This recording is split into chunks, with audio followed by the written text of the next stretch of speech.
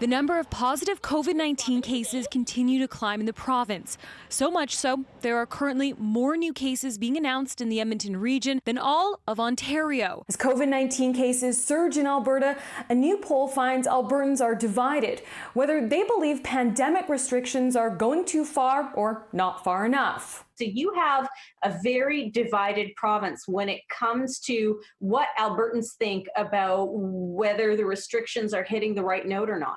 Restrictions placed on access to public space, physical distancing, and mask policies, even getting hostile. Racist videos emerging after a store clerk tries to enforce the mask bylaw in Edmonton. You know what better country was till you people moved here, because Canadians are nicest people in the world. The city was even forced to suspend its mask exemption card program after too many people who did not want to wear a mask were taking advantage of the cards.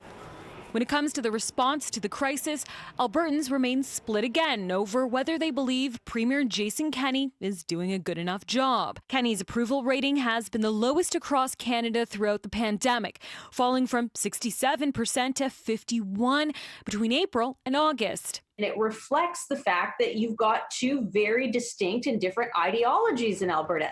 And as a result, you have people not satisfied with the Premier because really he's getting that lack of satisfaction from both ends. By contrast, the poll found Canadians living in BC, Saskatchewan, and Manitoba were more likely to say they want tighter restrictions to slow the spread of the virus.